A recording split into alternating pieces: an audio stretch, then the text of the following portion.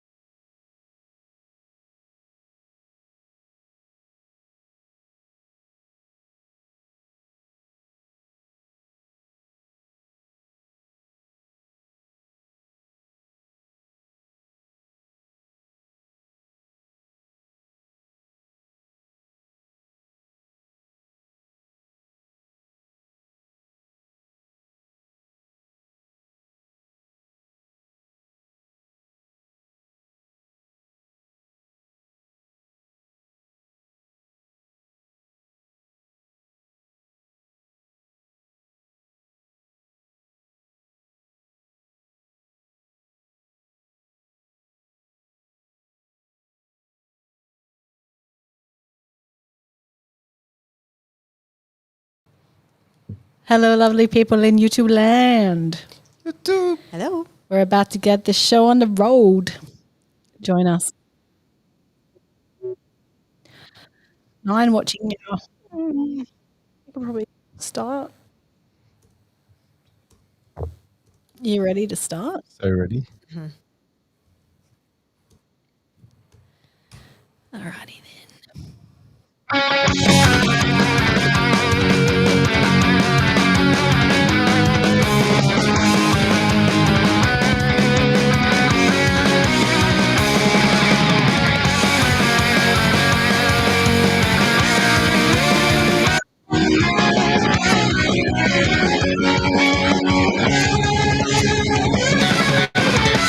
Hello, people. Welcome welcome to episode 120 of Here We Crow. Good to see you. Oh my gosh, Showdown win. Woo. We did it. Yeah.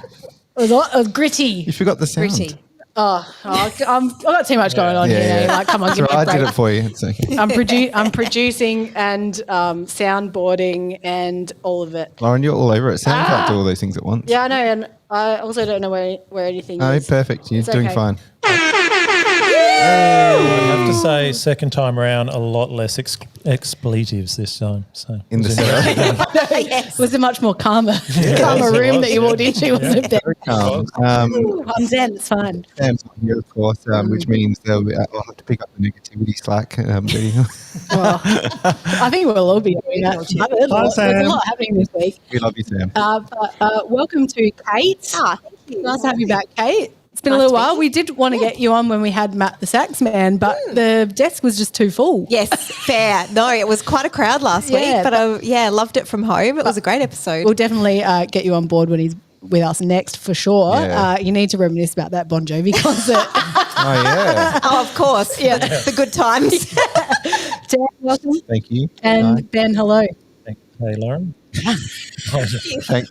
Hey. Very What's Rob. up? That's very Rob of you. Who's your favourite Pope, Ben? You Thanks.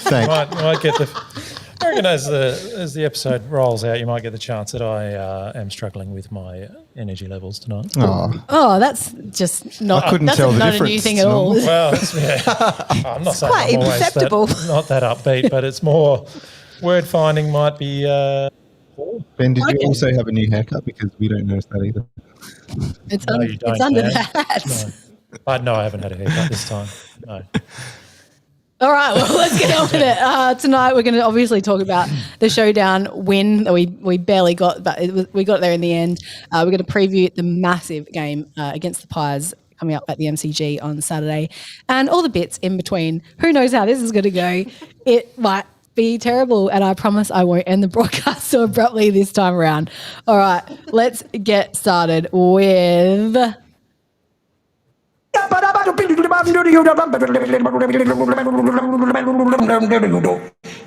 stat man. Well done, Lauren.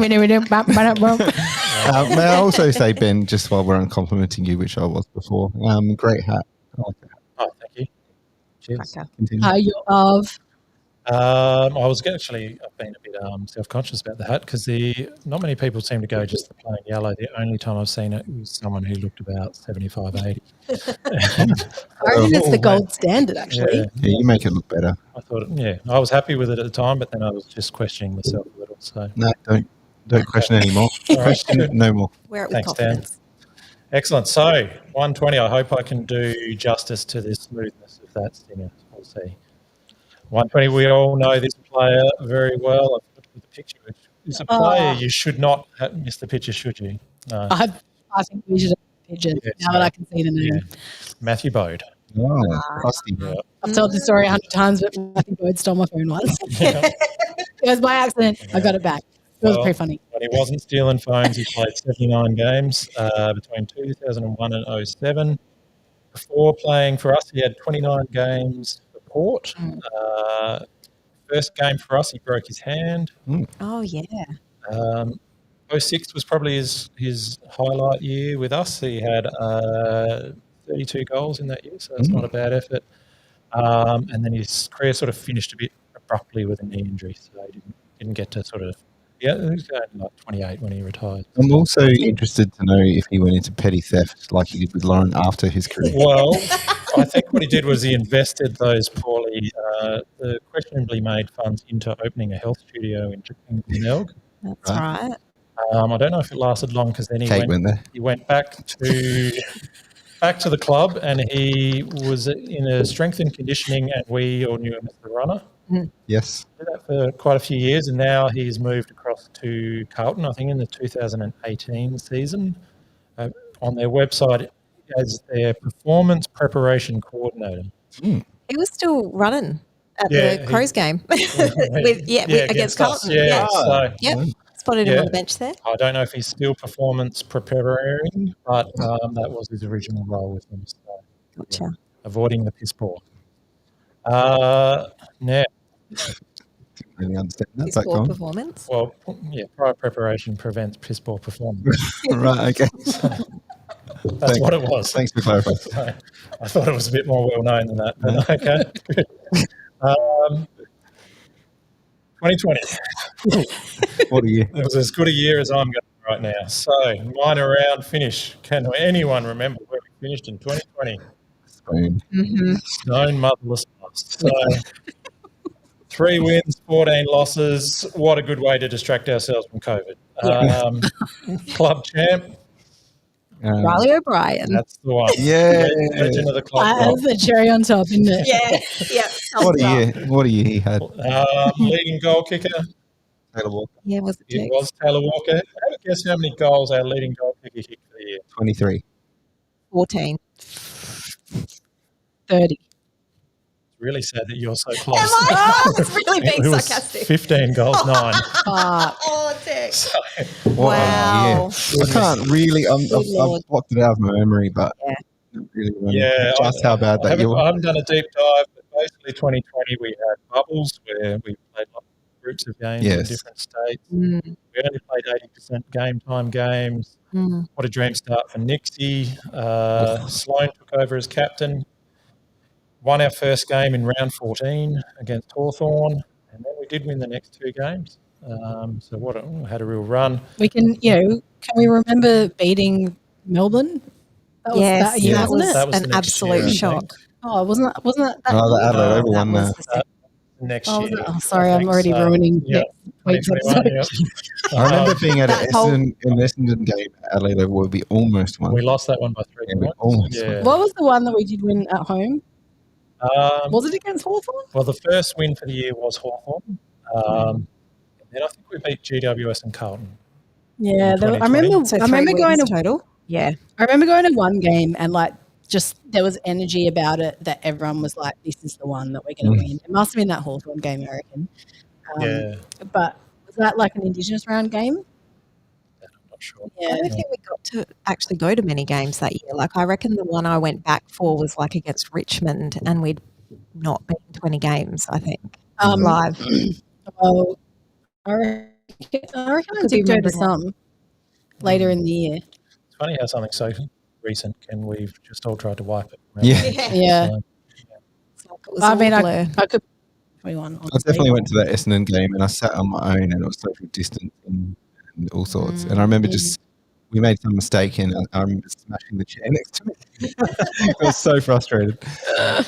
Barty says there was a Hawks home game at Adelaide Oval. So that must be what you're remembering. Yeah, it was. Yeah. and then I've gone with another couple of 120 player stats. So this year's Gurney. As I said, We're not going to get carried out on a gurney Yeah, at the there end are of a the few season, are Gurneys we? that year. We did. Instead that year. of Guernsey, I should have just said jumper. That's much easier to say. So the designer of that, John Cook, he kicked 120 goals for the Crows.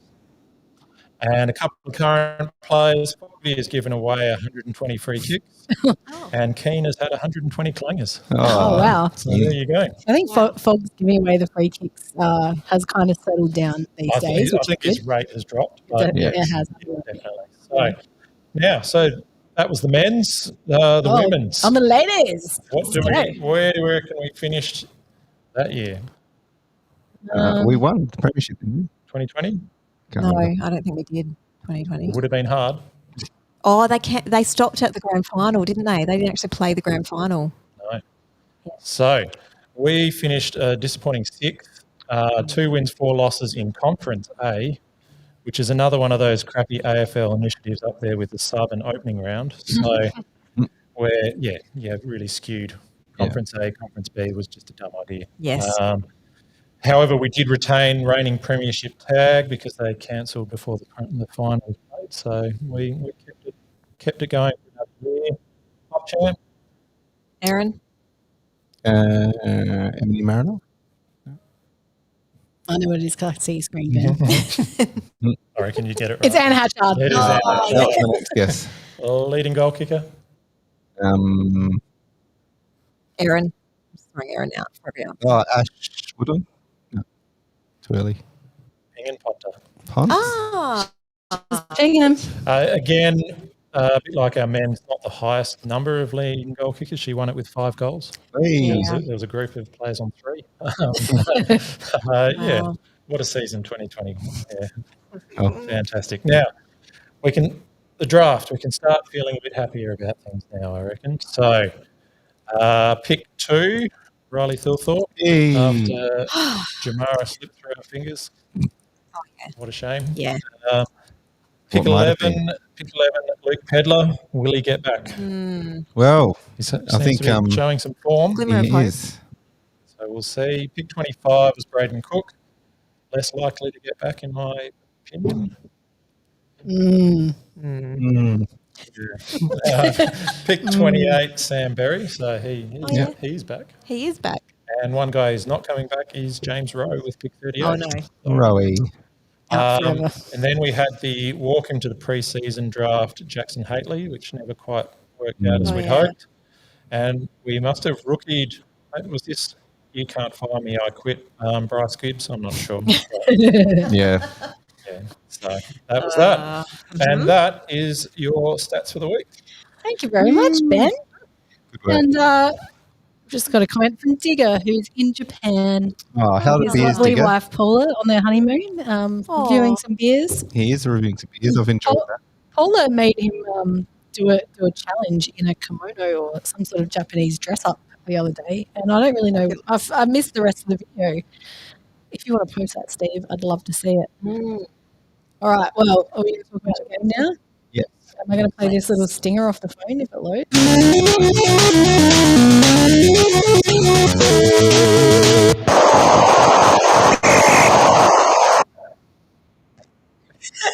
I think that thing is actually on the board. Oh, is it? Oh, Anyway. whatever. Wow. Showdown. Whoa. Was that the most stressful game you've watched in a long time? It was Absolutely. really a game that I hated watching. Oh, Every minute of it I did sucks. not enjoy any of that game. Agree. It's a very different feeling showdown. How long is it since we're the team going in that looked like the better team for the year, should be winning the game? That's why I didn't enjoy it. We have expectation behind us as opposed to just, if we snag a win, what a bonus. Whereas this one, if we lose this, we really let an opportunity go. I was really disappointed. My prediction of the 119-point win didn't come to fruition. That would have been nice. And literally about 3 minutes into the first It quarter, looks good. I was like, what was I thinking? Predicting that, because here we go again. No, it looked good for a few minutes at the start. No, I didn't. I was like, I had feelings in the first and to a degree second quarter that, geez, we look like a lot better team than this other team, but nothing was showing up on the scoreboard. Yeah. Yes. We're getting nothing for it. Absolutely. Third quarter, I thought we got dominated for 90% of that quarter and somehow still got the lead back. Yes. And then, fourth quarter, we Started well. didn't we look good? And then we thought, well, that'll we do us for the quarter at halfway through. So, Lots to unpack, I think. So much. Where do we start? well, I don't know. I didn't write any notes, to be honest. I watched the game and I was like, I'm never watching that again. But I will say that when Isaac kicked that goal, that chest mark that Darcy Fogarty dropped and then socked it off, my body made a noise that it has never made before. I was like, I had lots of conversations going on with Crows fans on Messenger during the game while I was watching, and it was like such mixed feelings. Like, I threw the toys out of the cot in the third quarter, and I was like, if we lose this game, I'm all out. Nick's out. I'm done. Because to me, watching that game, we got out coached in terms of like the ball willing to make stuff like putting Miles Bergman tagging Dawson from the start, and he cut Dawson right out of the game, which allowed. I mean, Rankin got cut out as well. The disappointing thing was like Rosie, Butters, and to a degree Horn Francis were running free, absolutely slaughtering us, and I just couldn't swallow that. Like, I was like, how is this happening? Like, why can't we do something tactfully to, that's all the only ace they had up their sleeve, because outside of the midfield they had nothing. Like, Yes. yeah. we were better on either end of the ground, but the fact they had that midfield almost within the game was pretty disappointing, I thought. Having said that, silver lining is we did win. We found a way to win. It was just like we kind of fell over the line at the end because they didn't score. Yeah. It was one of those games too where like they just kept seemingly like kicking goals that they shouldn't have kicked. Yes. That was like such arsey goals. that's Sam Powell. That Exactly. Yeah. It was like that was the dagger to the heart. But I was Yes. like, this is over. Yeah. Same. This is I- over. I- The It's all going grade. I said I threw the toilet out of the car. One of my friends, Phil Tortella, he was like 3/4 time, he was like, "We need a hero. Who's going to be a hero?" And literally, it was like Isaac just bobbed up with those 2 goals at the start. It's like, "There's our hero!" Yeah. And it was like, "We've won now." Like, we were just saying we need one more goal. And that was about the 10 minutes to go mark. One more goal, and we just didn't get it. And I was like, No. "Oh, But what we did get was a Mark of the Year contender Yes. in Absolutely. Mark King. What a mark. And thank how the Lord." Yes. graceful was that? Like, Oh, it was we've poetry. seen him play like 100 times, but he just read that so well. And, the other defenders managed to block those other forwards out of the way just perfectly. It just all happens. It was meant to happen. It was fate. Absolutely. It was perfect. And then Big Berta.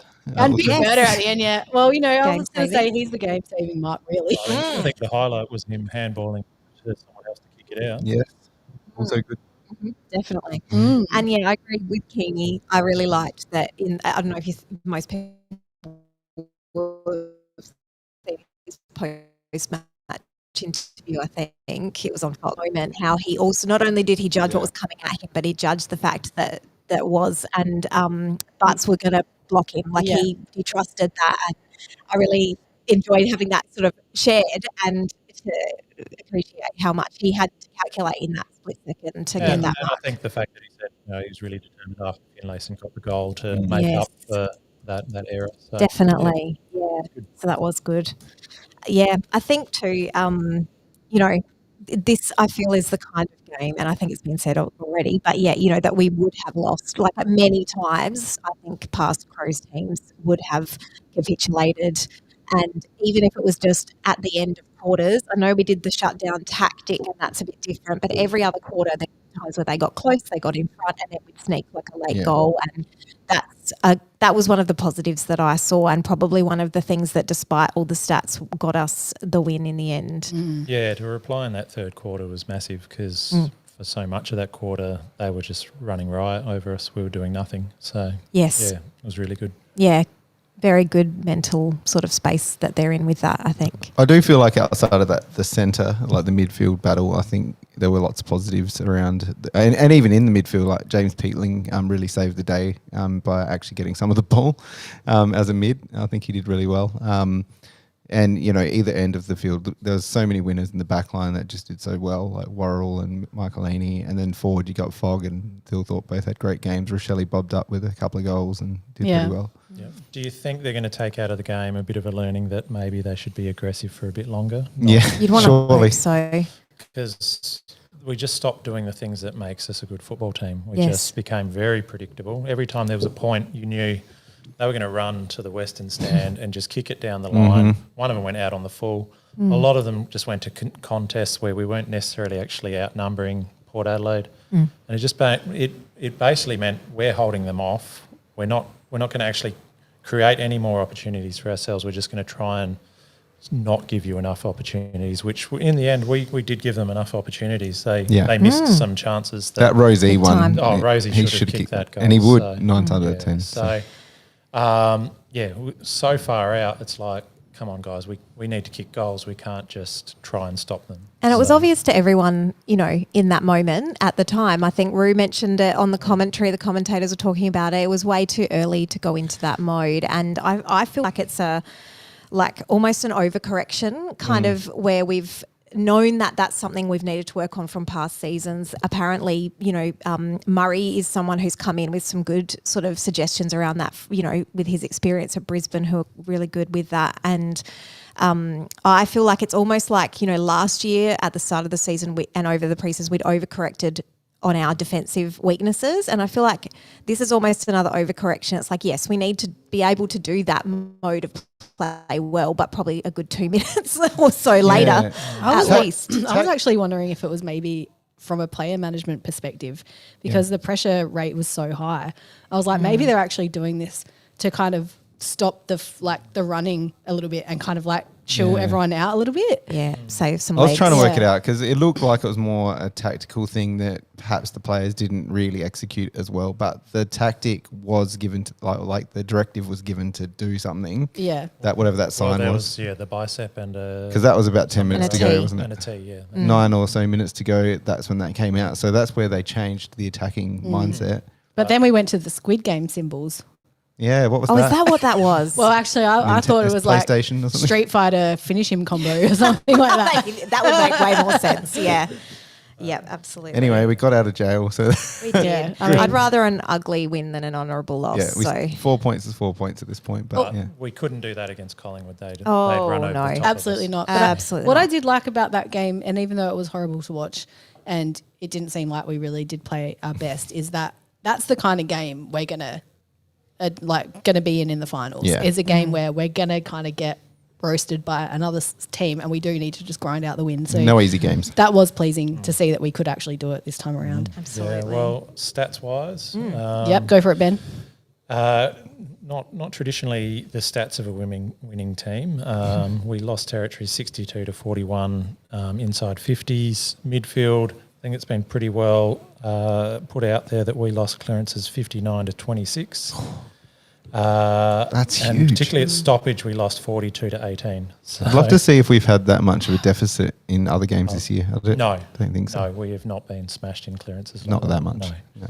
So, and going into the game, Port were ranked 16th for contested possession.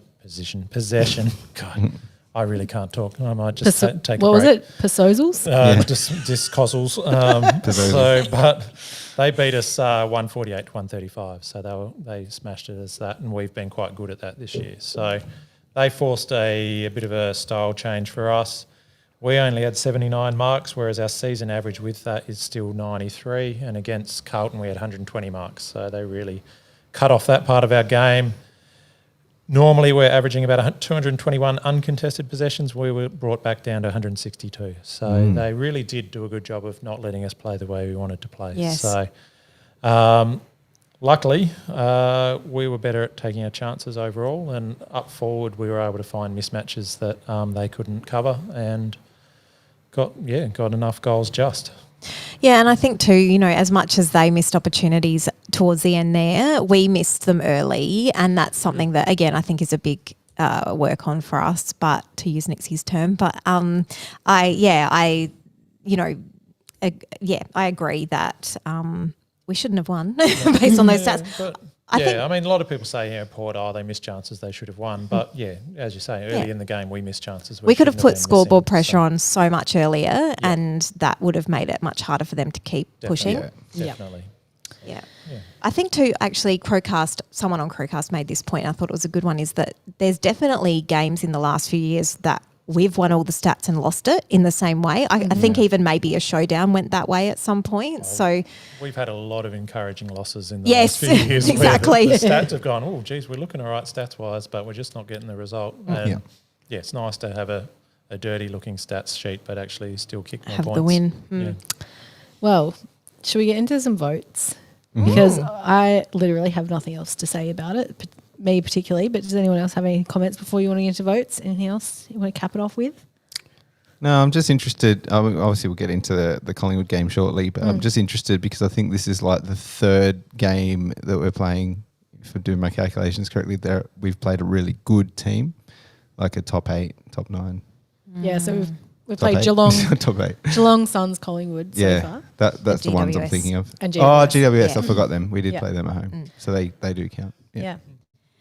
Yeah. So it'll be interesting to see how we go with a big I test. think the only other comment I'd make is it's a bit like Freo, where we did let their best players have a really good game. So Rosie, Butters, Georgiadis was really troublesome for us, for particularly early on, I thought. So Yes. It'll just be interesting to see what our next notch is, because we won't go into this week's game with any sort of other mindset other than we have to go our absolute hardest. Yeah. Oh, yeah. Well, I think, Jordan Dawson said it in the news this week, like we obviously got comprehensively beaten in the midfield by Port, but we've actually been pretty solid in the midfield for other games, particularly that Gold Coast Suns one where we thought we were we thought that was it. Like we were going to get smashed. We won those and we actually won. clearances, yeah. We won that contest. So if we can somehow pull that off against Collingwood, we are definitely in chance, for a yeah. chance. Yeah. I don't see why we wouldn't be, to be honest. I know they've beaten us 9 times on the trot, but the last couple of games have been a goal or less. So. Well, it's going to be an interesting one, that's for sure. I feel like it's going to be one loss in the midfield again. Well, we're going to talk about it a little bit we'll later. get Let's get on with some voting. Sam didn't send his votes, so this is your call, Sam, if you want to send them through. Kate, let's have yours. Oh, okay. Yes, me first. Right. Why not? Usually I don't have, I just tag along with, what you guys have already said about these I haven't players. even written mine down. So Sam does that. Sam does that. Yeah, exactly. No, that's okay. No, I've got some stats. I actually did prepare. So I've given 3 to Filthy. It's hard. I mean, The big man had a big game. and if didn't he'd he? kicked one more of the many other goals he could have potentially kicked, he would have won that Showdown medal, I think. So, 3 goals, 10 marks, 10 score involvements. It's pretty brutal from him. And I know he went a bit quieter later in the game, but, love that. Love Can't that guy. knock him at all. Nah, everyone's jealous that we have him. And I love it. And I don't know, this might be a bit controversial, but I've gone was second. He was, pretty efficient and effective. He gained 700. No, I'm doing a bend. I think if it was 70, that would be pretty controversial. 742 metres gained. Yeah.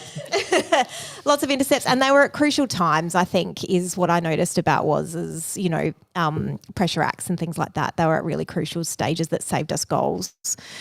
And then I actually gave my 1 to Keane because, again, I think without our defence, that game goes a whole different way. And he has, had some ups and downs this year, but he was very effective, lots of intercepts and, a few turnovers and such. But, I think he's improving in those areas. So, and that, that mark was really, I think, probably very team lifting as well at that crucial stage. Big time, yeah. Yeah. And what a great post-footy interview he does. I know, absolutely. Now, Dan, put your head where you wouldn't put your shoes and give us your 3 votes. What? Such a good say. I love it. I gave my 3 votes to James Peatling. I actually thought, I mentioned it earlier, but given that our 2 main midfielders were sort of taken out of the game, Saligo wasn't probably at his best either. I just think Peatling really carried a massive load, but he also had 12 tackles to go to his 24 disposals. So when we didn't have the ball, he was doing the hard work to get it back, which I thought was absolutely needed. I gave 2 also to Worrell with the 23 disposals. As you mentioned, the metres gained were huge. 21 of those were kicks, which obviously accounts for those metres gained, but he's just a really good ball user and intercept marker. And then I gave 1 to Filthy, who I couldn't deny any votes with those 3 goals and the 10 marks. Really valuable, obviously. Yep. I've got Sam's here. Ben, you ready? Yeah. He's given 3 to Riley Thilthorpe, 2 to Josh Worrell, and 3. He's given 3 to Peatling. Good one, Sam. Which ones are we Can't do that, Sam. Sorry, Sam. That goes against. That's almost like giving Ebony Marinoff the Quiet Achiever or Soldiers. Like, how many votes you got to give out there, Sam? Okay, I'll give you mine then, Ben. I'm going to go Filthy for 3 because duh. I also agree. Hell. Thanks for coming in. I also agree with Worrell for 2. And I'm going to give James Peatling 1. Oh. 1 for Jimmy James. Just one thing I was going to say, I forgot to say about our midfield. I thought it was a bit of a turning point for us when we brought Berry on Yes. as the sub. So Again. I think that's where in that third quarter we started regaining some composure and that's Definitely. where we kicked back into the lead. So I think him coming on at the time he did was a really good move. Perfect use as a sub, And he made Absolutely. a really big impact. So, Ben, I'm assuming you have Thilthorpe for your 3 because you're not duh. no, well, I'm not. Yeah, I'm obviously not duh because I did the exact same votes as Lauren. So. Hey! I didn't even write mine down. Mine were actually the other way around. All right, thank you there. Hi, I'm Tyson Edwards. You're such a quiet achiever. All right, Kate, tell me who your Tyson Edwards Quiet Achiever for this week is. I've been umming and ahhing, but I actually want to go Berry because I think he, as much as he only played like a quarter and a bit, he was a bit of a catalyst for a turning point. I think he really kept his composure when we needed it in that really tough part of the game. And even, got that critical kind of ground ball towards the very end where he kicked it down towards the forward line and, sort of knew then that we'd won. So, I think, and he's been really patient coming in as sub and, really putting in so much energy. So, I kind of want it to be a bit of an encouragement for him to get a full spot soon. Oh, we're going to talk about that later. Dan?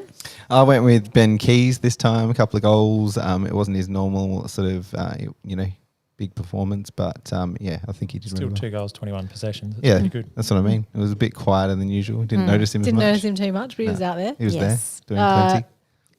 Sam's given his to Mark Keane. Was that 5 votes for Mark Keane? Yeah, 5. Yeah. And I'm going to follow suit there. I'm going to give it to Keane as well because he just quietly took that mark and won us the game. Well, there you go. You, me, and Sam have all been on the same page. Oh, So- wow. For a change. La-dee-da. We didn't watch the game together, I swear. While we're talking players too, I just want to say Nank and Butts, I think, have really kind of worked their way into some form while staying in the team. The last, I think Butts has improved from last week to this week and then during the game this past week. And Nank obviously had some, there was some questions about getting dropped potentially or put sub. And I feel like he was much more reliable and kind of effective. I agree, Kate, and it's funny because the questions were coming from this end of the table last week, and I said, "Don't count on it." And guess what? I was right. Yeah, it's like I wasn't set you even up the for that sub. one. Didn't get dropped. I think the strength of the game last week, it was surprising that they did stick to the Smiths 1 in, 1 out for Hinge. Yes. That was a shock to me, and I was Yes. happy with it. Yeah. And full marks to. You've got no faith in the selection team. No, we don't. And full marks to Nankervis for responding the way he did. I think he looked really good early in that game. I think he did. Oh, well. we've got a sensible crow in the chat. He's thrown in his votes too. Oh, Ben, Jesus get creepers. the spreadsheet out. We've got 3 for Worrell, 2 for Filthy, and 1 for Jimmy P. Send us your quiet achiever if you got one there, Nuz. Well, Nuz, clearly, you didn't have something else yet. 3 votes. I wasn't trying to have a crack at you.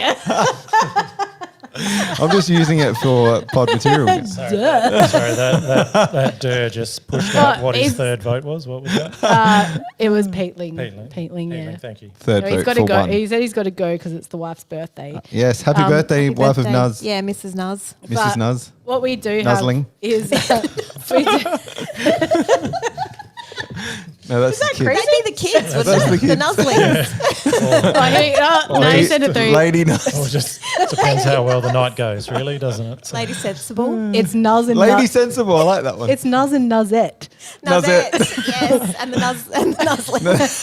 Nuzzlings. Nuz, Nuzette, and the Nuzzlings. You're welcome, That's Nuz. a band name right Yeah, there. that's right. He actually sent through his quiet achiever as well. It's Sam Berry. Fantastic. and did right. he also just put through his resignation from the podcast after that conversation? I think he's probably got it on mute at this point. Should we get his SANFL WRAP since we're talking about him, or are we prepared for that? Yeah. We can do it. Hang on. Didn't he just say he's got to go? No, he's not coming on. He's sent us a recording. I've got it recording. ready to go. Gotcha.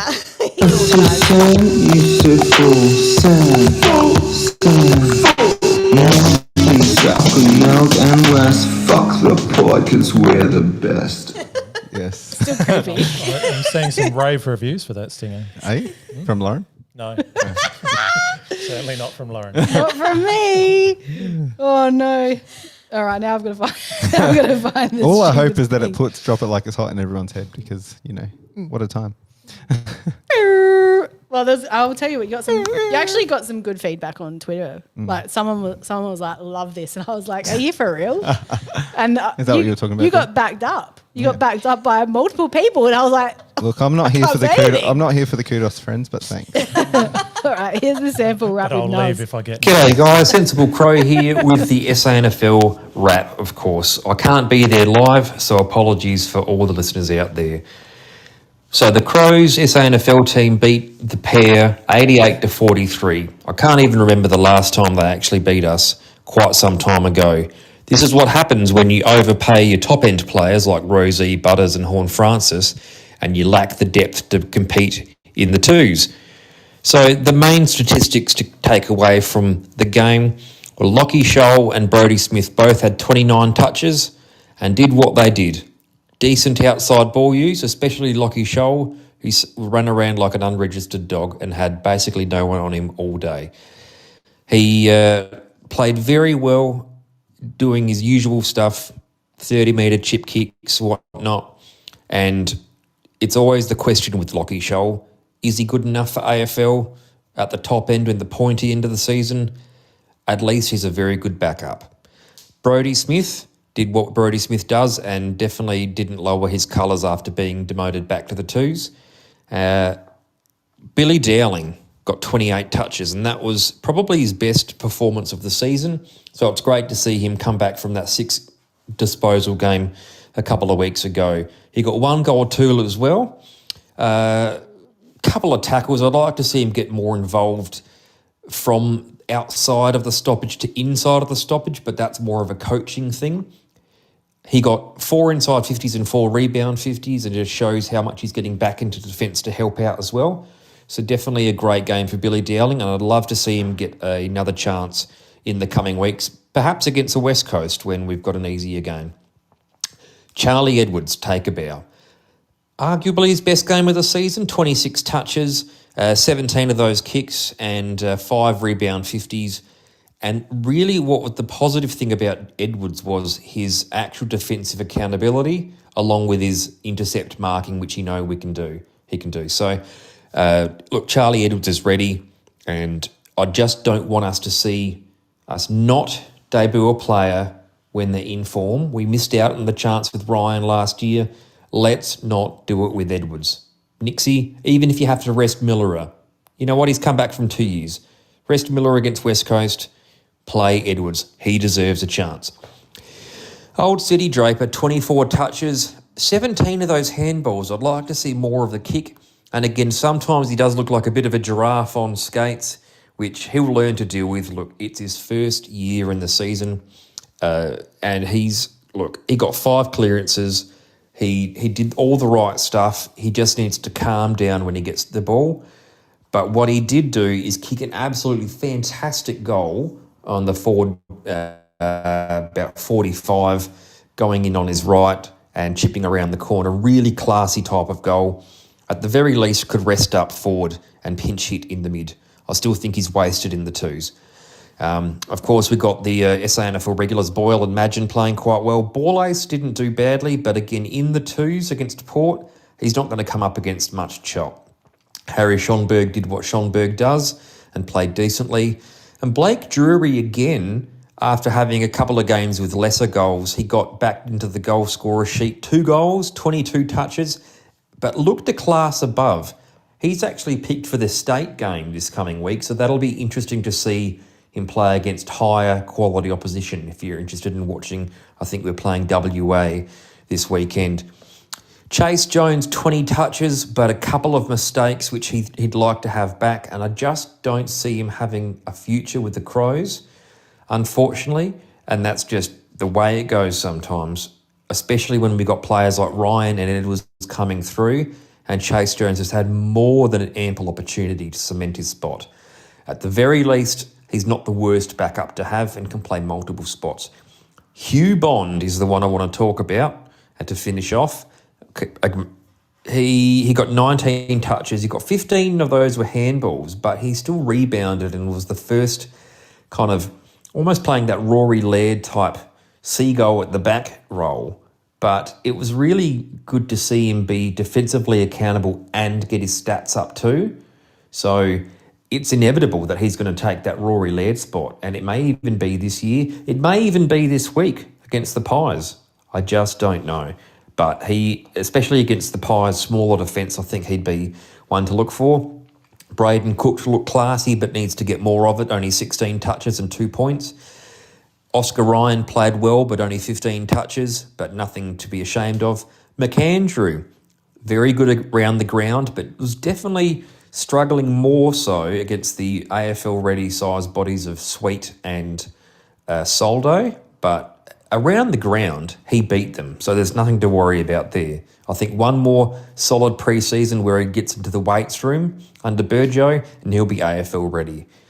Luke Pedler, 13 touches, 2 goals, 2 playing half and half mid-forward again.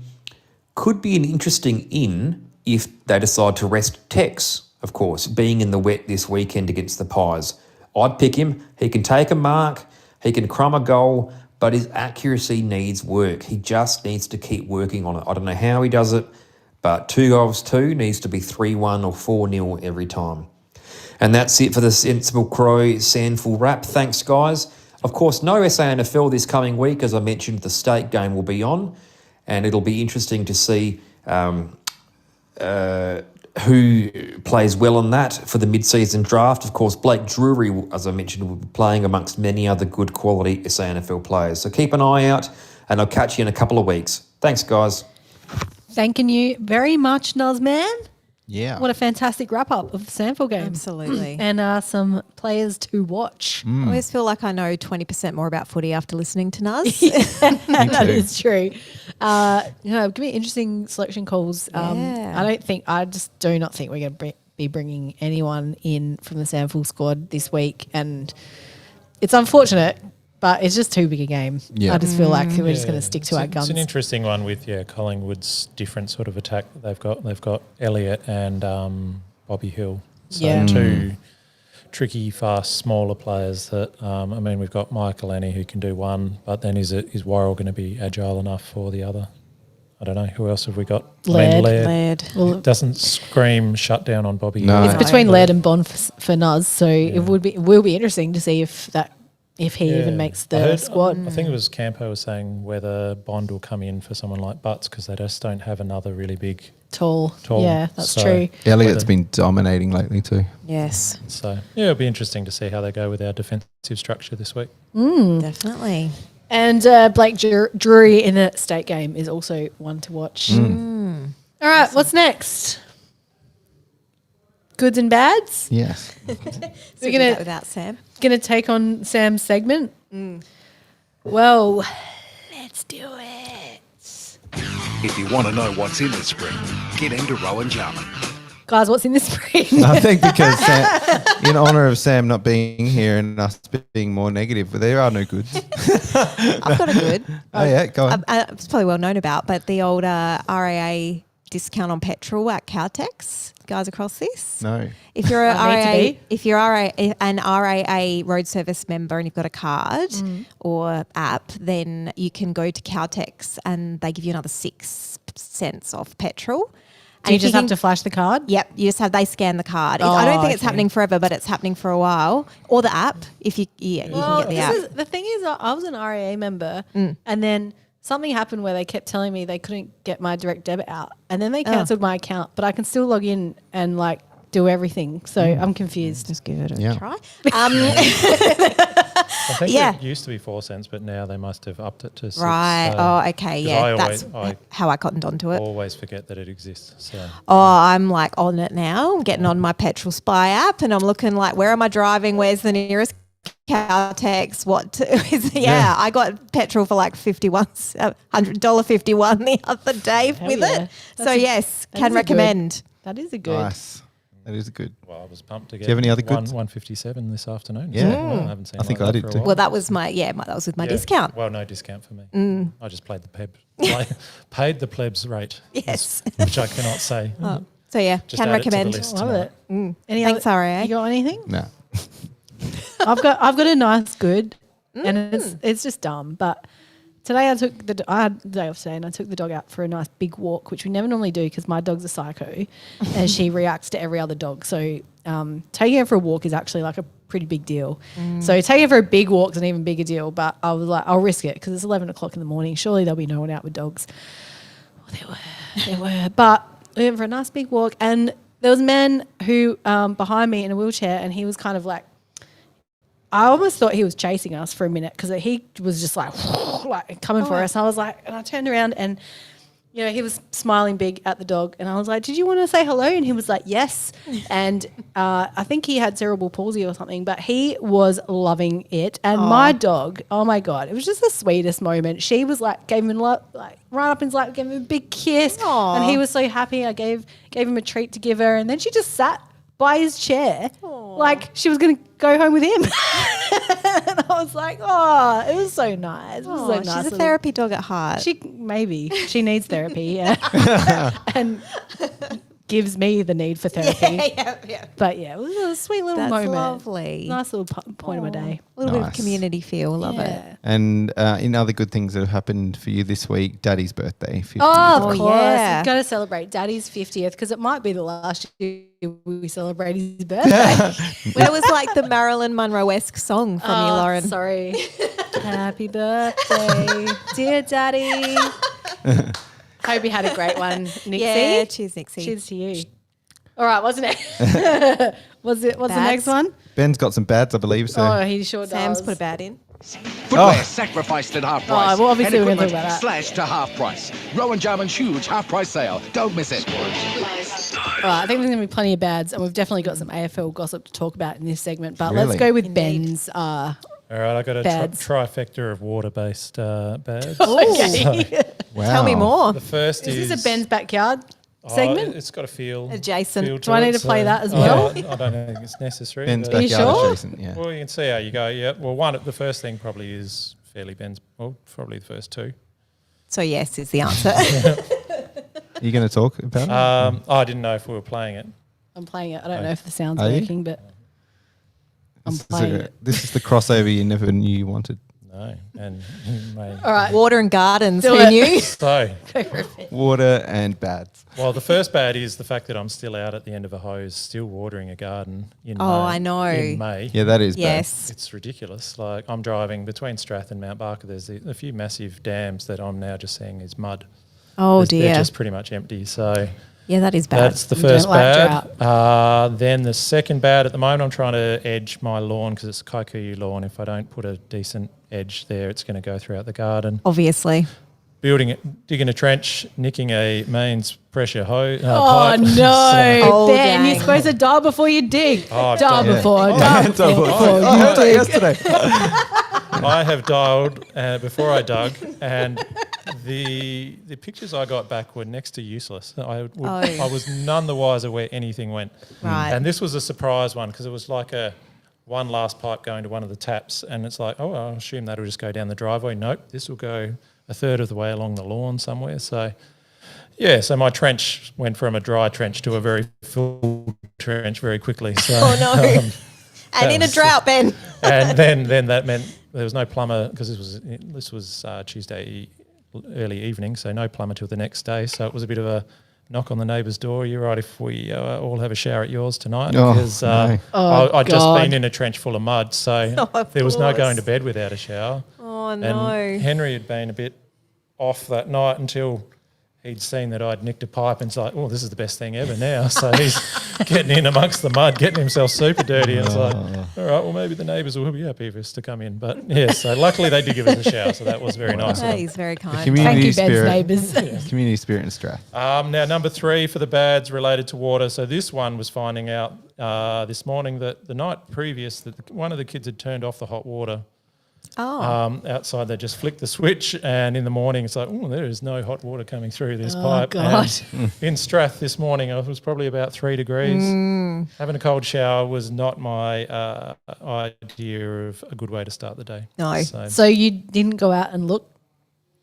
Oh, well, we did go out and look because I came out and I gave the kids a scare because I was just walked out angry from the shower without putting on a No, towel. you were nude. But when did you realise that Angry the nude Ben was walking switch had just been around. flicked? Cold, freezing as well. When did I work it out? When I went to Claire. Can you just check if there's something weird looking like on the hot water So cylinder? then it was okay? Well, she went out and said, yeah, no, someone switched the switch to off. So both Henry, you both little are, shit. Well, both are heavily denying. I've got my thoughts on who the culprit was, but I've had a couple of denials come my way. So don't know. Either Caleb. way, bloody Caleb. First they crawl, then they turn off your hot water. So. But yes, so that was my 3 water-based bads. Yeah, they really were bad. I'm crying tears, real tears. Oh, Sam's actually sent some through. Bad. The umpires' concussion controversy. Yeah. Oh dear, it is a big mess. And Laura Kane, or Mummy Kane, as Dan likes to call her, has made another statement because the umpires are pissed. Yeah. Because the first statement, Laura Kane said that the umpires didn't communicate what actually happened on the field. Well, And then first they said, they didn't realise it was there, so they didn't do it. Yep. But then the agenda setters, and boy, were they setting an agenda that night, brought it up and showed the actual footage with the audio, and it was very clear that the umpires knew what was happening. Wow. Absolutely. And of course, Laura Kane made a statement saying that the umpires failed to communicate this to the AFL.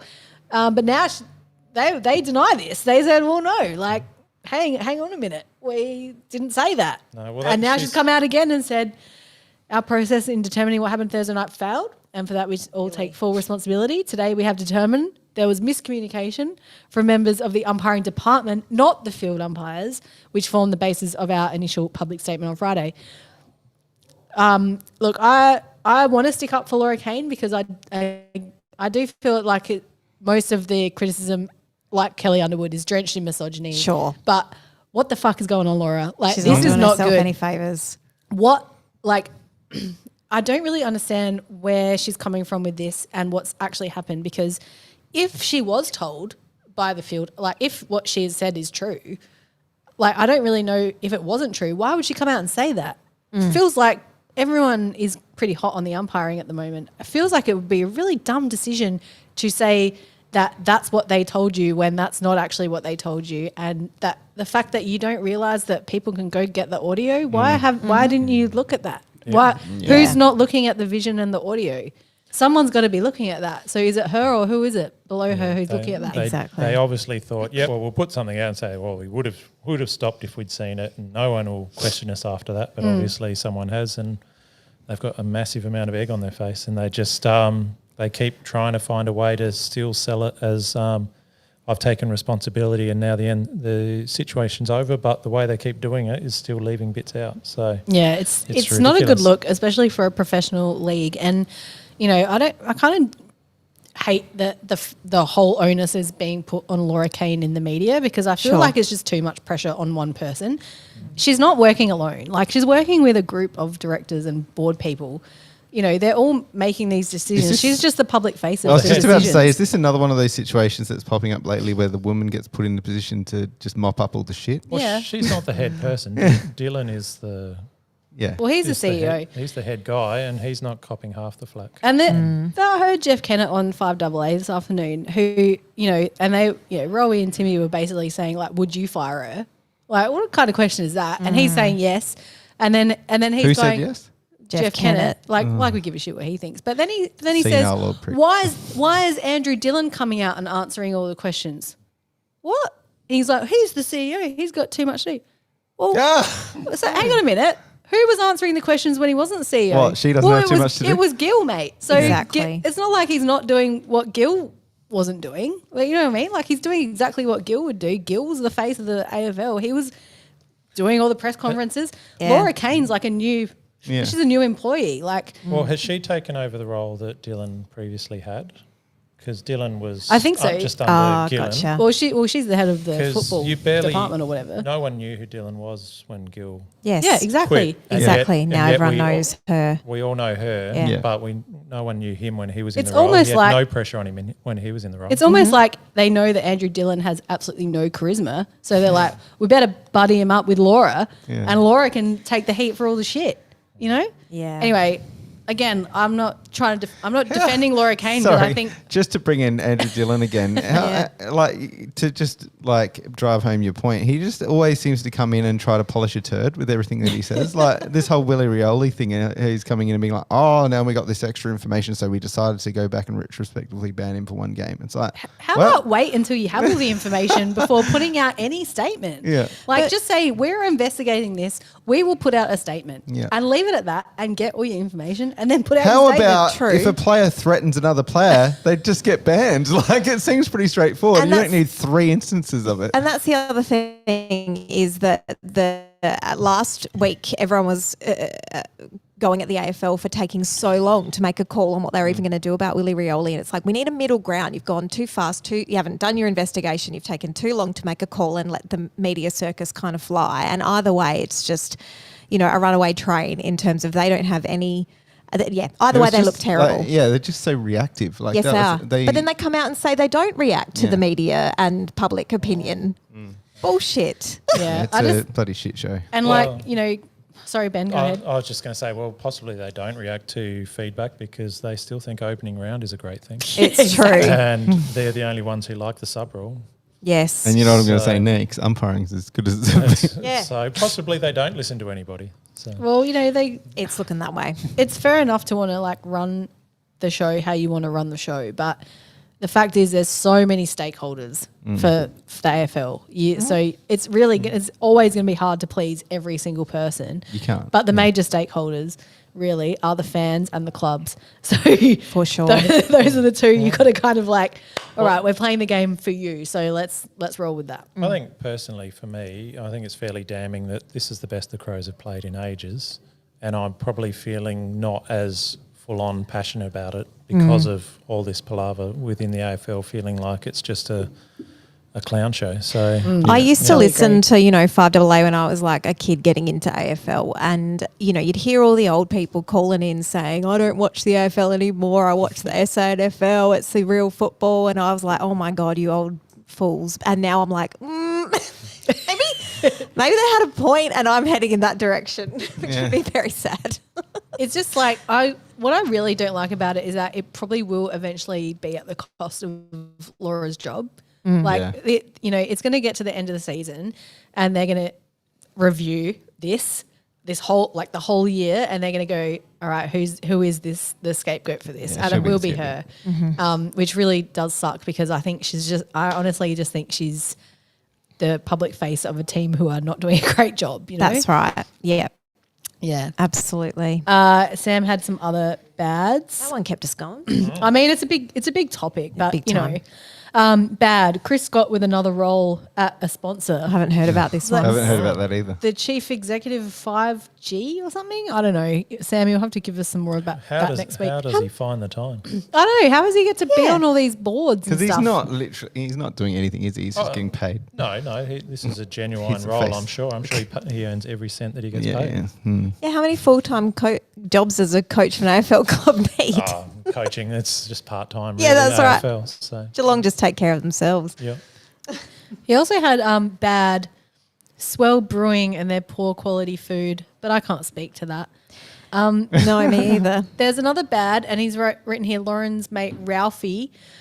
He's not my mate, but there's this fucking flog on Twitter who doesn't sound like your mate. He's like an ex-footy show producer or something, and he's really hung up on this whole Palestine-Israel conflict.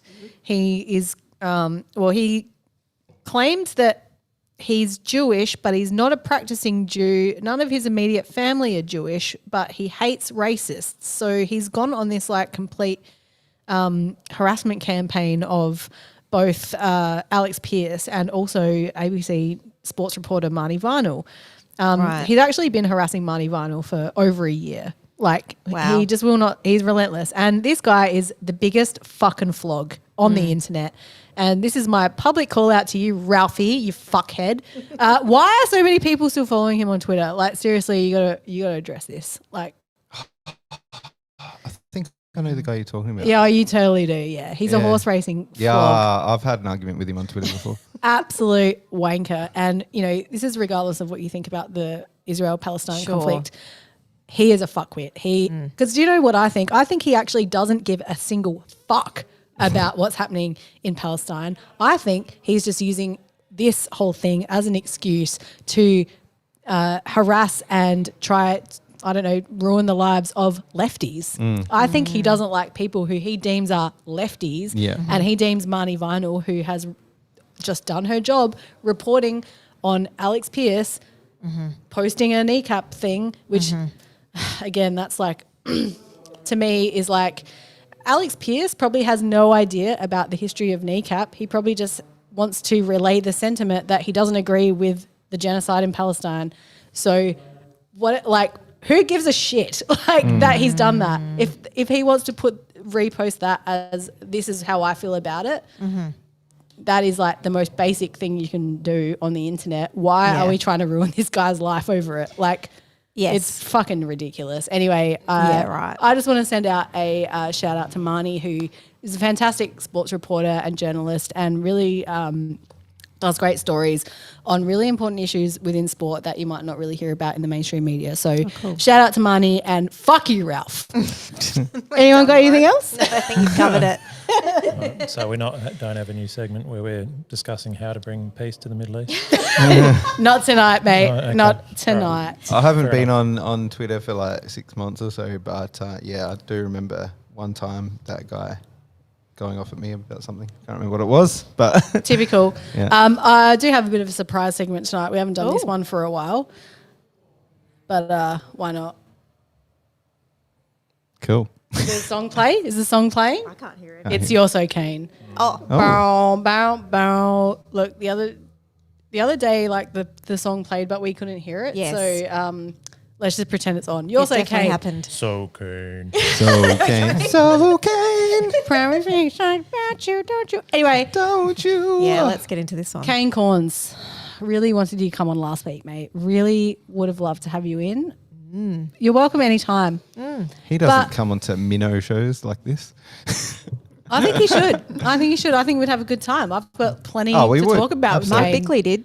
Yeah, come on. Bix Yeah, and Kane. Bix isn't a wanker at the caliber of Kane Corns, though.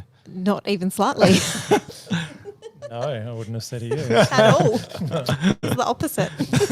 Exactly. Look, Kane might kinda what be I a was trying to wanker, but don't call him that on the air because then he won't come on. Okay. But You're So Kane this week comes out in his what was that stupid like Not Volcano. yeah Yes. volcano? Oh, I know what you're about to say and now. he's like accusing the Crows Well, of flopping. He's got a new AFL.com thing where That's right. As soon as the last game Yeah. is finished, he comes straight on with some instant reaction from his garage. That's right. Now, obviously, this is just Kane being like the saltiest Port fan ever. But Yes. what was so hilarious about this was that Kane Corns says we've got to take staging and flopping out of the game. Then he gives us an example of what flopping is, and he's pointing us to the very back of the screen where Josh Worrell is in a bit, having a bit of biffo in the back there with, I think it was Darcy Burn-Jones. No, actually, it wasn't Darcy Burn-Jones. It was someone else. Him. No. Oh, right. But it was the same time that Darcy Burn-Jones took a mark and Laird gave him a little like this. Oh, and Darcy Burn-Jones went flying across the Absolutely. field. But that's the example he was using. But in reference to Josh Worrell, who apparently flopped.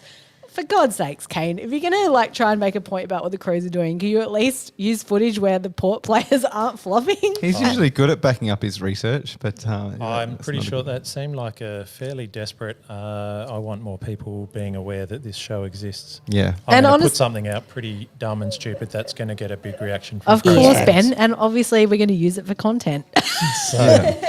So yeah, that one almost like sometimes he'll It was a reach. He'll make provocative points, but with a purpose. This one just seemed like I'm pretty desperate for more people to know about the show.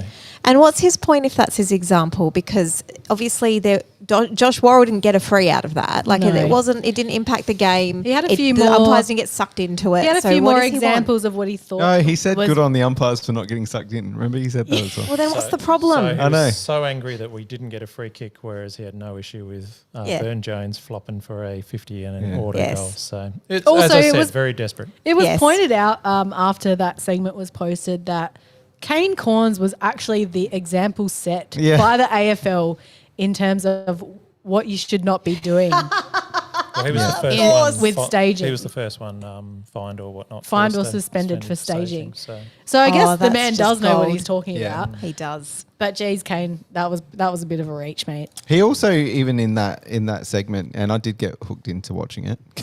so as I said, it yeah, worked for it him. worked. But he also said he pleaded with the AFL to rewatch the footage and give them fines. Oh, so he's actually He said he was going to send them the yeah, footage. yes. So he's trying to get players to lose their come on, money. man. No, Like- he's trying to rile you up. But So that you will respond and he and is. But engage, like yeah. honestly, like if players actually did lose money as a result of that, you can see why people think he's a dickhead and ban him from their club, Well, right? they're not going to. Yeah. He just wants to Yeah. I put don't- that fear into your mind. I don't think Michael Thanks, Christensen No worries. has got Kane on speed dial and is like, oh yes, I heard. Pick up the phone for Kane. Yes, Kane. But the other thing that I thought was hilarious is the very next morning after he released that little thing, he was obviously on Fireball with Kingy, and Daddy Nix was a guest on the show.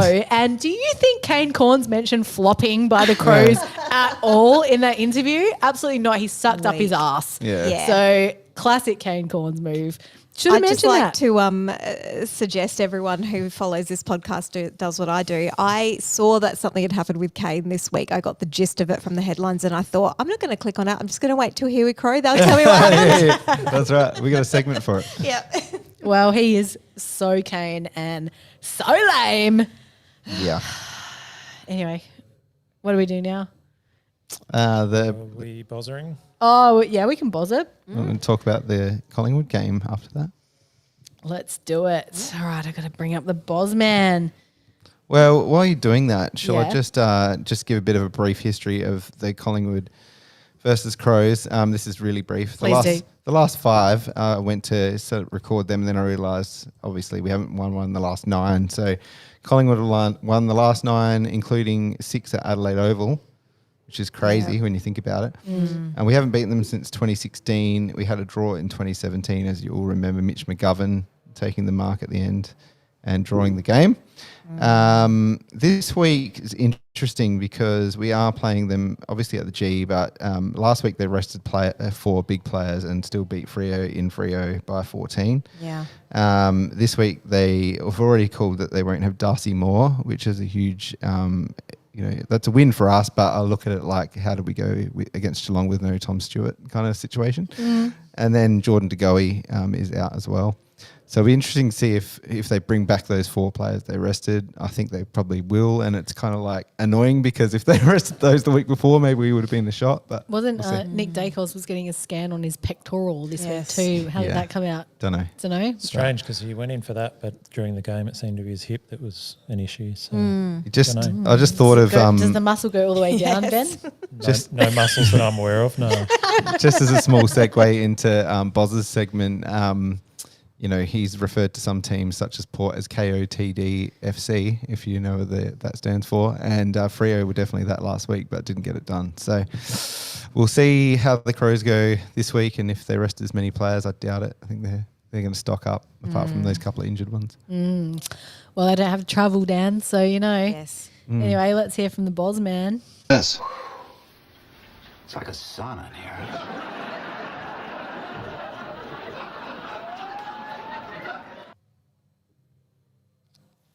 Evening, guys. Round 10 from the sauna. Selections this week. I haven't really been up to date with what's happening injury-wise with us, so excuse me if this sounds completely and utterly dumb. Ins, Rolf, obviously. Want to see him in there. I reckon he's going to make a perfect sub, especially at the G. Get a bit of fresh legs for a mid or a half forward, someone that can kick some goals. Berry out. Was going to take out Beef, but I reckon that we roll him into a second ruck, especially in the 12-degree raining MCG. I don't want to put Thorpe in there anymore. Need to leave him forward the whole game. Dawson to half back, Maxi to Elliott. A couple of their key players are out. No excuses. Got to win this one this week. I'm there with a few mates, so pray for me. My old ticket, because the last couple of times I haven't made it out there safely. Thanks, guys. Well, good luck. Big Fingers effort. crossed, Boz. Good luck, Bozza. Yeah. Good luck. I really hope we get up for you this time. We round. are so due. It's not funny. We really Yeah, are. that's a good point. Is there any chance it's going to be this week? It's going to be a really interesting one. We don't have a nuffy tonight. I just wanted to report that we did try. My first idea, and I know Lauren's waiting because I said I had something up my sleeve. I was in direct contact with the manager of the guy who plays Chopper Reed, Heath Franklin. Because Chopper Reed, Franklin. because Chopper Reed was a Collingwood supporter. And I thought we can get Uncle Chop Chop on to Oh my God. talk us That through. is not who I thought you were getting. Talk us through his thoughts on the Collingwood game. Now, it turns out his lovely assistant, Cheryl, wrote to me and said, look, Heath doesn't really have any idea about Collingwood because he's actually really a Sydney Swans supporter. It wasn't a huge part of the role. So we're going to get him on when we play Sydney. He's not really Chopper. Okay, thanks. No shit. But no, he was almost going to come on. I nearly had him. He's on tour in New Zealand today, and his night off was actually Monday, so he could have done Monday, but we went to Wednesday. And he's got a show tonight. I just thought it'd be hilarious. Dan, Anyway, Yes. do you know who I thought you were getting? Wow, what a Eddie. stretch. No. I thought you were getting Strawny. Oh no! Well, it's funny you should say that because I did have a last ditch effort yesterday at Pete Hellier. I Yeah. did message him, and he's not read my message. So yeah. Maybe don't make him a last ditch guy next Well, week. I seriously thought you were Strawny all the way. That was my. That would was, have been when funny. I said I know. That's who I was That's thinking. who you thought. Yeah. So anyway, no Nuffy tonight. We didn't get any of our old usual suspects on. I don't think we really want to talk to any Collingwood supporters at the moment. To be fair. We could have got Ant. Forgot about Ant. Yeah, I don't know. Ant's probably too up and about at the moment. I don't know. I would hate to have that. That's it. But Ben, I think we still want to know the Dennis Armfield and who that might be. Kick to Dennis. So we're right behind him, and the Carlton fans are right behind him. Once, twice, 3 times. Oh, look at that. Yes! He's the Master Blaster. Who's the Master Blaster this week? Well, guess which week I didn't check. No, I didn't really do anything for that. So, well, the person who first came to mind is the person that I thought got no attention for a tackle that looked about as slingy as all the other tackles that go for a week and didn't even get a mention, I don't think, about any MRO or anything. That was it McCreary in the... Oh yeah. Yeah, I think picked him so. up, threw him down. Yep. Apparently but that one was fine. It's all good. Of course. So look for him have a bit of a Trent Cotchin-like game and just smash us to pieces. Because he shouldn't be playing. Yeah. That's the one. So I reckon him, standing up in defence and holding Thilthorpe to 0 goals could be Big Bad Billy. Yep. Yep. Good old So Frilly. he could have a revenge game to remember. Dan Houston could come out and take out Rankin again. Oh, yes. So No, thank you. I would have said Lockie Schultz. Why'd but you say he that, Ben? He's on concussion. He's on concussion protocol. I don't think Lockie Schultz will give us too much trouble, no. So, no. But, yeah, so there you go. So maybe a bit of Billy Frampton, McCreary, because he shouldn't be there, and Houston, the dirty player. So, Yep. yeah. Should you talk a little bit Yeah, more about great. the game while we're there? Have you got any stats that you want to go through? Stats man, and this skippity will bop. become Anyone want to evident. drive over tomorrow? No. This will become quite evident that this is the last bit of my preparation. I didn't quite get there, but in terms of their record, so they're second. Their 7 wins have come against Freo, Essendon, Brisbane, Sydney, Carlton, Bulldogs, Port. I'd rate the Brisbane, they smashed them, so that was a really good game. Anyone beating Bulldogs at the moment is doing pretty well. Other ones, Sydney's in terrible form, Carlton, yeah, so I don't know. I think probably, 2 really good wins. The others, you'd expect them to get those wins anyway. And they've lost to Geelong and GWS, so they've lost to a couple of reasonably good teams. So shows that they're gettable against good opposition. And it feels like this year we're relatively good opposition, so we've got a chance. I know we're not on social media as of yet, but one of my mates, Michael Tui, he heard the other night on some sports show that Nick Dacos is playing below expectations when given a hard tag. Watch us do the opposite and let him get 50%. Well, that's actually a topic I did want to talk about with this game is the potential of if we're going to tag, who's doing it? Because we actually have quite a few players that could do this job, being Alex Neil-Bullen, Ben Keys, Hugh Bond is even an option if he happens to come in. Who else you got? Who else you The big thinking? question is if. Like, we don't seem Well, to do it. but I've got a feeling we're going to try and shut him down because Even a Peatling could play a pretty high pressure role on him. Make sure he doesn't get. And weren't we trying to cleared do position. this with Butters and Rosie, and we didn't do so great on the No, weekend? we haven't done great against them, and we didn't do well against Brayshaw and Sarong. So you'd hope we've learned something from those experiences. But don't know. There's him, and then there's their forward line. So Bobby Hill could tear us apart, and so could and Elliot has done in the past. Josh Dacos Definitely. is a bit of a one that sort of seems to be bobbing up with 30 odd disposals. Yeah, as well. he's someone that Keys has played pretty good roles on those sorts of spreading defenders. So he could play a pretty good role there, I would have thought. So we'll see. And also, how do you see the ruck battle? Darcy Cameron's been pretty handy. Cameron's had a good year. So it'll be a tough one. Didn't seem to be. Collingwood went very high for hit out. So again, Rob might get that stat. He always gets that stat. Yes. So, but around the ground, he's been pretty busy. So Rob will have to be pretty accountable. If he could do a TDK on him, that'd be nice. Yeah, That would. now on the tagging thing again, everyone's just pointing out that Alex Neil-Bullen got torched by Connor Rosie, who he was supposed to be putting the tag on. But I just want to bounce back to a bit of history. When Alex Neil-Bullen was playing for Melbourne, he actually did tag Dacos once before and kept him to 14 disposals, 6 uncontested possessions and a goal, down from his average of 32 disposals and 17 uncontested possessions. So even though Nibbler, as we hate to call him, didn't have the best showdown night, he has performed against Dacos before. So let's just see if we try some different things. I'd love to see Rochelle back in the middle at the start of the game, like he was the week before. Yep. When we did really well that week against a good midfield. I'm not sure why we changed it against Port. we weren't doing the. he did go in the later. Not as a little much, bit, and we weren't doing as much of the kind of getting Dawson up forward for a bit. Like I know he was getting tagged, but I would have thought that might be a way to break that a bit. I agree. Yeah, and so a bit more of that flexibility would be good to see again. Maybe just because we've beat Port in showdowns before. Obviously, Matthew Nix knows how they play in their game plan. Maybe we just didn't really change that much up this week because we kind of knew how it was going to roll.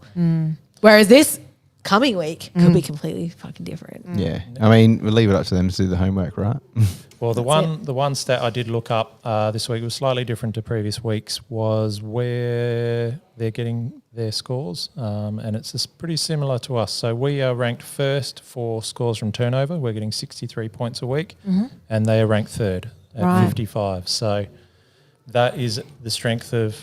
Look at this too, Ben. Ball movement, points 4. Adelaide, 23.7. Collingwood, 19 in terms of ball movement. I wonder. I don't really know what that means. Well, it just means we're shit hot, Ben. That's what it means. When we've got that ball movement, we're scoring. So, that's good. Excellent. So, Ball fast, we win. Yeah. Does the weather? Because I noticed Naz mentioned that's going to be where. It's 85% of 10 to 15 mils. Yeah, 5 to 10 mils maybe. Okay. Yeah. Does that change much in terms of like what we might do, in terms of selection, etc.? It'd be interesting to see if we're a definite. Like we talked about Tex having a rest at some stage. Whether we use that as our Tex goes out, Curtin stays forward, and we have one less tall person in the team. I'm not sure. Nixie did say in the press conference that he's going. Okay. He's going. I was going to say Tex did seem to struggle a bit against Port. So having said that, doesn't mean that he won't get subbed off. Yeah. Yes. So I think Tex will Rex for Tex Tess will will Rex. Tex will The Tex rest Rex. for West Coast. That is a mouthful. Yep. Tex will rest for West Coast. Okay. Tex's arse will light up. We want to kick another 10 against I Western. reckon. No, let bloody Filthy do it. I think with Let the Filth man do it. wet Buckets Burgess. wet weather forecast, then I'd say Dan Curtin might struggle to. Maybe. With being subbed out in this game, he might be on there. We were wrong last week. We were, yeah. Do you want to ask me? I might know. Yes. Go on, Lauren. Who's getting dropped? Give us your hot tip. Anyone or no one? Yeah. I can't, honestly, I can't really see it going into unchanged.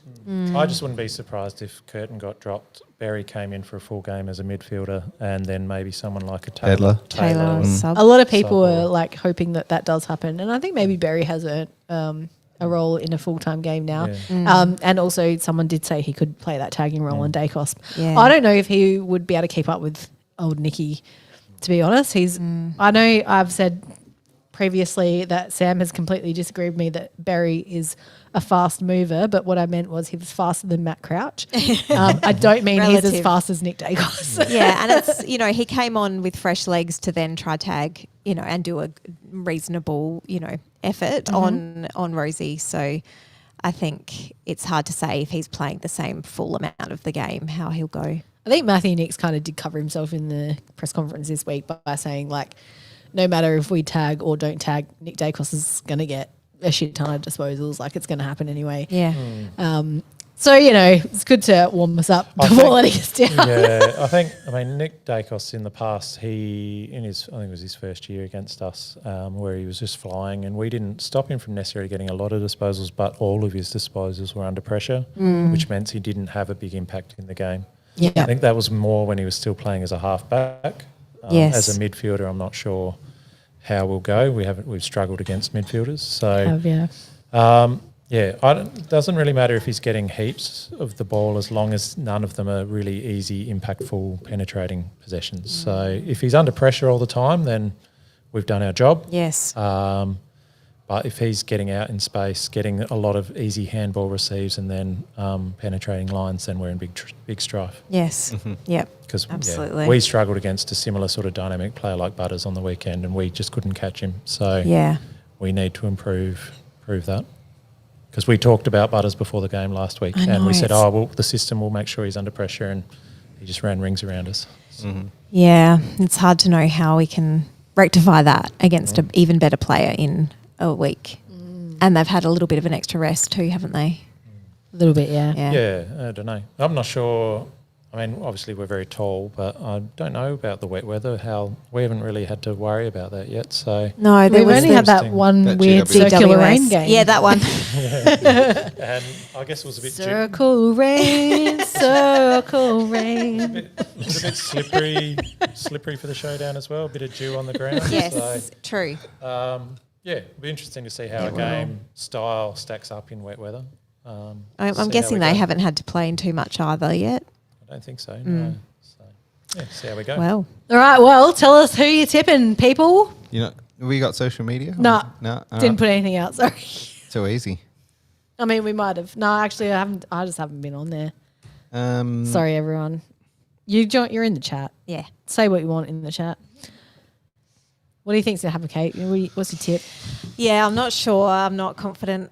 But in a way, I think, when we lost the game that we shouldn't have lost, that I've forgotten. Oh, Geelong?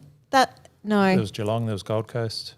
I can't remember now. Yeah, it must have been Geelong. Well, both of them. No, we did. Anyway, when I was looking ahead at the next 4 weeks, I was like, if we can get away with 2 wins out of that 4, we'll be laughing. And we've gotten them out of that. We've beaten Carlton, we've beaten Port. So I think I'm then kind of thinking, well, we in a way can have a real free go at Collingwood. We're not the favourites for this game.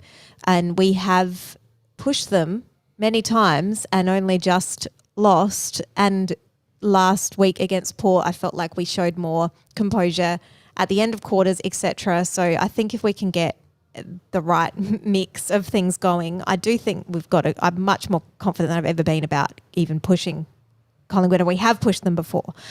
So I'm going to tip us by a very small margin, just out of sheer hope. Love it. What's the margin? 3. We'll get one back. Dan?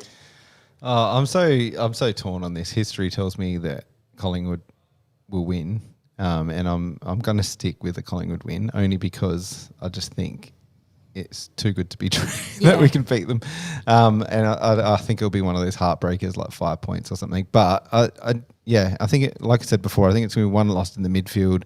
I genuinely think our forwards should beat their back line without Darcy Moore there. But I was wrong when we had no Tom Hawkins. So obviously, not Tom Hawkins, Tom Stewart. Well, to be no fair, one's had Tom Hawkins. They didn't have Tom Hawkins. Hawkins They didn't. No Tom Stewart. But I also think, Yeah, we talked a little bit earlier about their small forwards like Jamie Elliott and Bobby Hill. They're just elite. So I think I can see Michael Aney taking one of them, like we said, and beating one of them, but it's the other one that could get off the chain. So it just depends how much the ball they get into their 50. It's just, I think it's a line ball. Like I really do think we're good enough. But we need to beat their midfield like we did against Carlton. Carlton's got a great midfield. We beat them. We beat the GWS midfield, so we can do it. We just need to be switched on from the word go. And I just don't know which Crows midfield we're going to get this week. Ben? Well, going into Port, it was one where I think we should win it, but I wouldn't be surprised if we lost this game.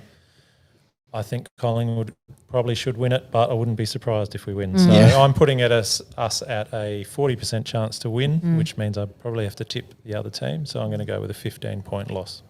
I'm actually pretty on par with you there, Ben. Like, in my mind, I'm basically expecting Collingwood to win this game. It's not really, I'm not even like thinking about the Crows winning this game. What I hope is that they really surprise me. Like, give me, like, I want to be like wowed at the end of the game and be like, holy shit, we did it. Whether or not that happens, I don't know. But at this point, Collingwood is such a good side that I won't care if we lose.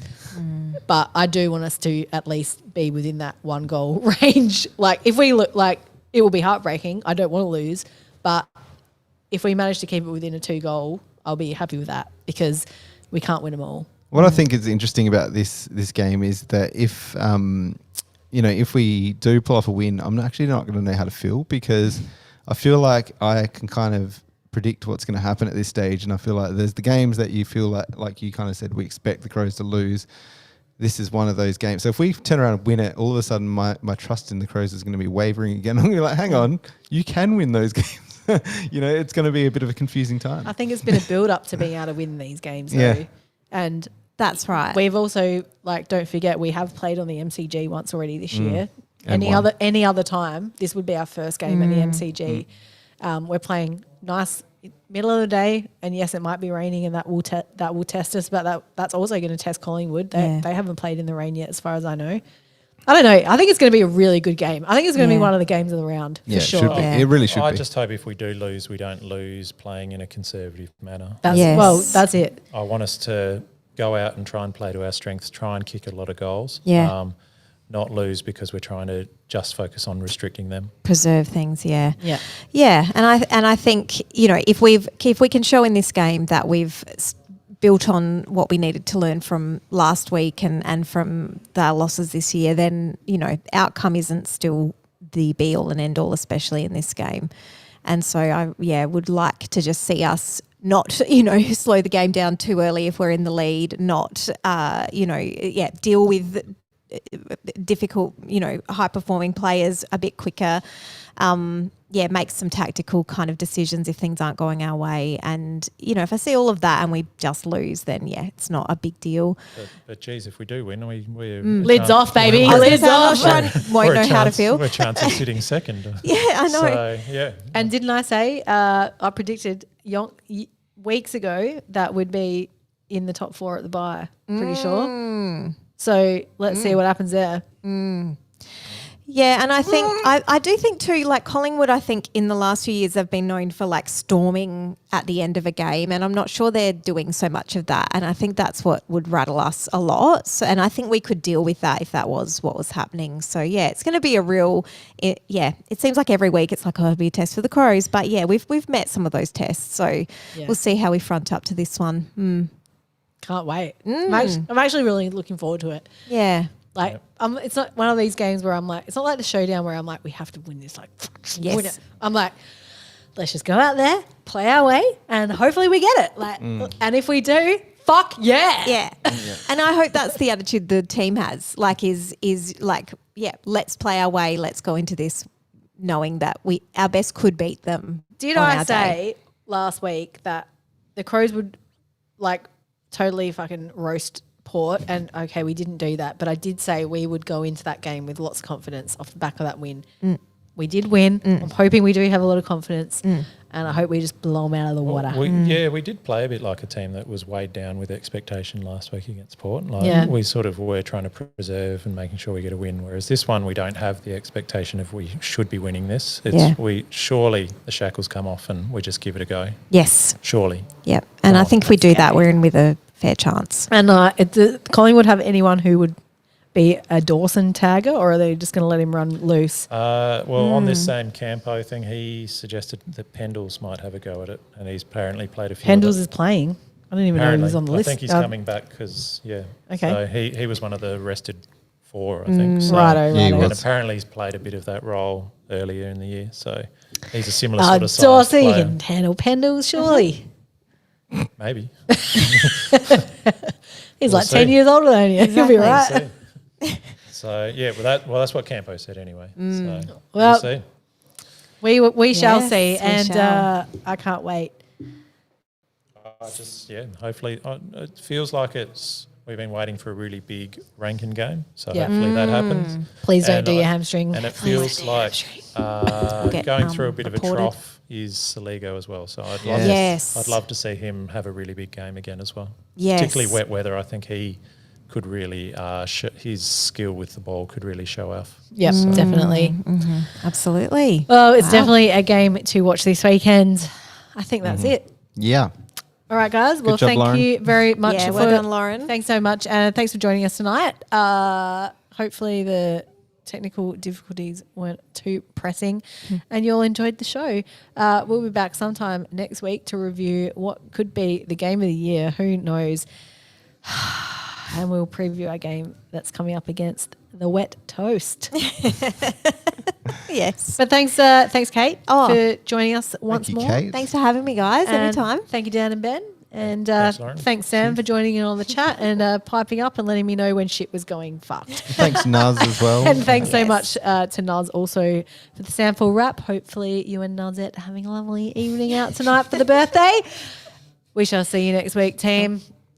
Bye. Bye. There we go.